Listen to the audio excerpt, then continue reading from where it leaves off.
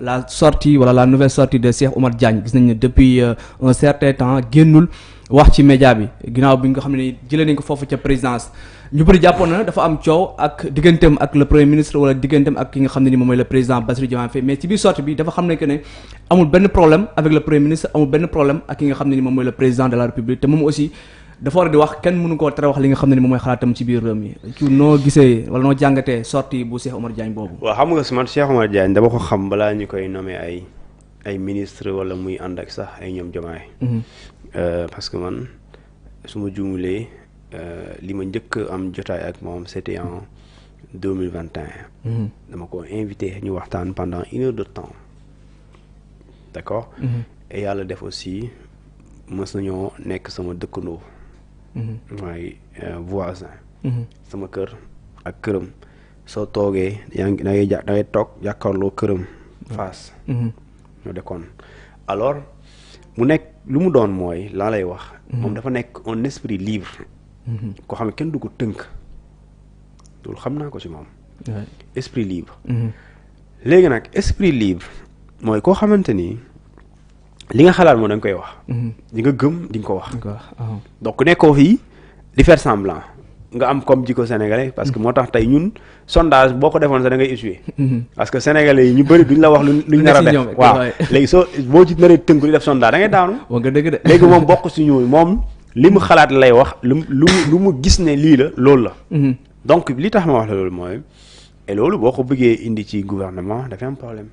parce que gouvernement dafa am nu muy demee. ak régime c'est pas nu ñuy tuddee une communication boo xamante ni harmonisée. mooy tey président de la république mënuñu wax ne moom mooy définir la politique de la nation. Le premier ministre nekk le coordinateur du gouvernement. di exécuter cette politique de la nation en collaboration avec les ministres. et l'administration centrale. et les institutions et certains services décentralisés léegi président mënul nekk loolu mu jiite joxe orientation. wala mu wax ne lii mooy suñu position parce que le président quand bu joxee bu jëlee discours ci benn fait. loolu mooy position de l'État. c'est-à-dire que position état boobu keneen mënul bokk ci gouvernement bi wax contraire bi. de contredire. kooku c'est différent de la démocratie c'est pas ça la démocratie c'est une question de cohérence c'est une question de ñu tuddee d'harmonie. c'est-à-dire que tey quand le président dit de la République du Sénégal dit. l'État du Sénégal reconnaît les tirailleurs sénégalais comme des héros. amul beneen ministre bu mën a wax ne ces tirailleurs sénégalais c'est des traîtres mënul nekk soo ko waxee mooy yaa ngi wax contre le président alors que su boobaa c'est un problème. bu doon yow nekkoo ci benn gouvernement kooku mën nañ jàpp ne c'est pas officiel. mais c'est officiel tu es ministre tu es autorité de l'État. soo waxee dafay engager l'État du Sénégal alors que la haute autorité de l'État, le chef suprême, a dit effectivement que ces tirailleurs-là, c'est des héros. Kon, ils sont héros, jusqu'à preuve du contraire. Et surtout, chaque 1er décembre de l'année, on va célébrer ces tirailleurs-là. Yo nga ne ñi ay traître la. Légui nak lolu mën na nek un point de discorde et bu dé ci communication mënul nek ça passe pas. Ben tubaab dal français né. Quand vous êtes dans le gouvernement, vous obéissez. Vous exécutez la politique définie par le président de la République. Ou vous vous taisez, vous travaillez, ou vous parlez, vous dites le contraire, vous quittez. C'est-à-dire que c'est une question de choix. C'est simple. C'est simple. Ouais. Mais mënoo nekk ci gouvernement di xas gouvernement loolu mënoo nekk. Constitution dañ ne la solidarité collégiale. Solidarité collégiale. maanaam ministres yi gouvernement bi dafa am lu ñu tuddee une collégialité. Gouvernementale. maanaam solidarité gouvernementale collégiale. c'est-à-dire ministres yi dañuy jàppalante seen biir. ministre bee du am problème au lieu nga jàppale ko ci communication boobu waxuma nga jàppale ko ci fenn de. mais au lieu nga jàppale ko ci communication bi ngay ñëw waaw nga dëgg dafa nul incompétent la def xamul dara xoolal lii et cetera mais loolu mooy lan loolu du état. gouvernement foo solidarité. bu am solidarité obligation bañ nga be constitution loolu la benn solidarité gouvernementale. donc solidarité collégiale donc mënul ñàkk. donc c'est-à-dire que mënoo président warul wax lii nañ dem Touba nga ne non duñ dem Touba dañuy dem Popenguine. la mooy loolu. loolu mënul nekk c'est question de voilà cohérence quoi. léegi nag moom Sénégalais aussi il faut nous comprendre man quand bu mu waxee dafay def sortie yàlla xam na ne beaucoup de Sénégalais njoxtoon nañ ne tey mu toj kaas tey mu daj ci nguur gi mu attaqué leen mais loolu boo ko defee mais loolu soo ko defee du question de maanaam li nga doon woote gëmuloo ko parce que mënoo défendre régime nga ànd ak ñoom nga ne il y a au moins plusieurs candidats waaye man Diomaye laa gëm ne mooy le meilleur candidat te gëm naa ne boo choisiree Diomaye da nga ko teg ci ay projet léegi mënoo teg ko ci projet nga dem ba ñu nommé la ñu dàq la parce que da nga wax lu wuteeg président nga génn ñu dàq la rek nga def sortie nga ne waa ñu xamuñu dara incompétent kon yow mi souvent loolu la ñuy gis souvent loolu la ñuy gis mais loolu moom loolu mooy yow sa intérêt moo la fi baax waaw loolu mooy sa intérêt moo la fi bàyyi woon et moom bu mu ñëwee ce jour là j'ai aimé l'homme encore parce que man je pense que mën nga nekk ci gouvernement président bi dàq la mais après nga am lu ñuy tuddee maturité wala esprit de dépassement parce que le président mën na la nommer tout de suite une semaine mu dàq la effectivement amul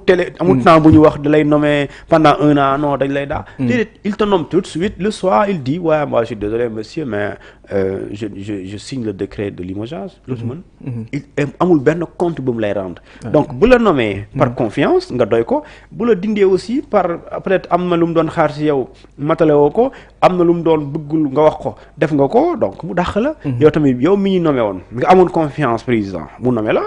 confiance boobu ak sac boobu mu jox la honneur boobu moo war a tax bu la dàqee aussi nga am retenue et surtout que c'est pas la fin du monde vous êtes dans une alliance vous êtes dans une coalition vous êtes dans une dynamique d'accompagnement et pour ce qu'on appelle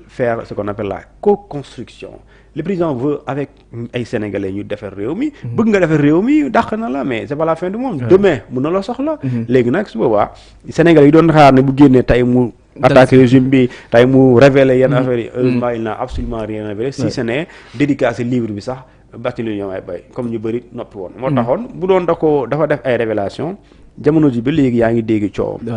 et heureusement il est sorti voilà la tête très seulement il a dit que moom peut-être am na ñu muy déranger si lu mu jege li nga xam ne moom mooy le premier ministre mais c'est normal sëñ bi c'est normal c'est-à-dire que tey c'est da nga koy comprendre ci dans la vraie vie en fait nit ku ne ki ñëpp di joxoñ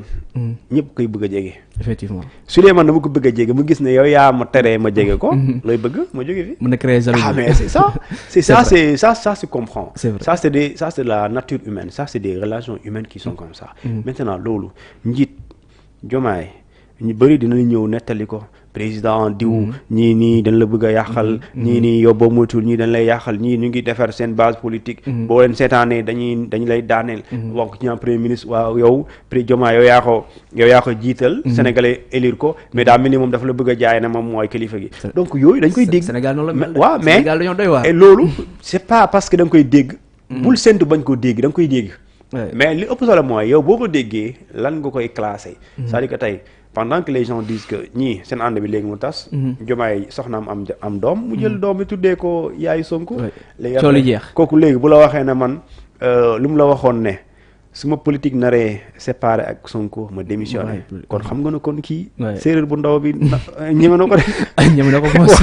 ñeme na ko de kon ñeme na ko parce que dafa am nit ñoo xamante ni valeur mu la ñuy jiital ci lu nekk effectivement et loolu dafa am loyauté loolu dafa am solo maintenant li nga xamante ni moom mooy Cheikh Oumar Diagne Sénégal mën nga ko contre ci li muy wax parce que li mu wax ci tirailleurs moom puis ba àdduna tukki ànduma ci mais da nga koy nangul ne borom xam-xam la en tout cas man nangul naa ko si yenn sujets yi su ñuy wax économie mën nga ko contre mais li mu wax li nga koy wax lu nit mën a teg loxo la léegi nag foofu si débat yi muy posé c'est des débats yu ñu soxla dans une république et surtout dans ce Sénégal bi nga xamante ni lu bëri dañ ko war a defar suñu économie dañ ko war a tëgg mais sur quoi elle va se fonder ci lañ la koy teg et quels sont ces Sénégalais là qui doivent également créer l'économie que nous voulons l'économie endogène compétitive à l'international c'est pas loolu du wax ay jëf la c'est des Sénégalais économiquement bien assis financièrement forts mais du ay Sénégalais bavards parler pour parler et sans rien faire donc je pense que lui dafay def ay propositions fortes yoo xamante ni suñu leen appliqué mën na jur lu gën ci ces réew mi alors loolu am na solo di le remercier ci point boobu noonu dañuy jàll si beneen point muy un supposé scandale bu am ñu tudd si ki nga xam ne mooy le Mame Boye Diao ak ki nga xam ne moom mooy Cheikh Issa Sall ñu le nouveau directeur général de la société de construction et d'aménagement SECAM Mame Diakhoumpa voilà a porté plainte contre Babacar Ndiaye, ancien actionnaire unique de la société qu'il a cédé à hauteur de 60% pour 6 milliards de francs CFA à la caisse de dépôt et de consignation CDC. Faldou Keita moo ko jiite actuellement qui en a fait une filiale. Il lui reproche des malversations financières de 1,51 milliard de francs CFA et un préjudice de 1,7 milliard de francs CFA. 2 anciens DG de la CDC sont cités au cœur de ce scandale financier révélé par Libération. Les 2 anciens DG moom mooy ki nga xam ne ni mooy Mame Boye Diao ak Cheikh Issa Sall. Thioune sûrement yëg nga bi information. Ban réaction nga si am. bon man comme li may wax. li nga xamante ni mooy li am ci réew mi li ñuy tuddee transparent dafa am solo bu fekkente ni da nga nekk directeur général wala nga nekk ministre dafa am ko remplacer ci remplacement boobu dafa am c'est pas pour rien ñuy def lu ñuy tuddee la passation de service passation de service dañ lay xamal liñ fi bàyyi après ñu ne la amoon nañu projet pour dem fële ñu ne la situation financière bi ni la toll li lañ ci dépense voici le personnel et cetera ba yow nit ki nar a ñëw nga xam ko léegi soo toogee yow li ngay njëkk a def li nga war a njëkk a def mooy audit audit interne administratif et financier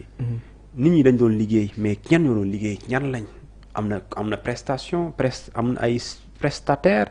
am na lu ñu tuddee ay contractuel am na ay ñoo xamante ni dana ñëw c'est des partenaires c'est des fournisseurs mais da nga war a xam léegi loolu c'est l'audit administratif mais aussi da nga war a xam lii xaalis ñaata la budget bi ñaata la ñaata la ñu war a utiliser ñaata la ñu prévoir woon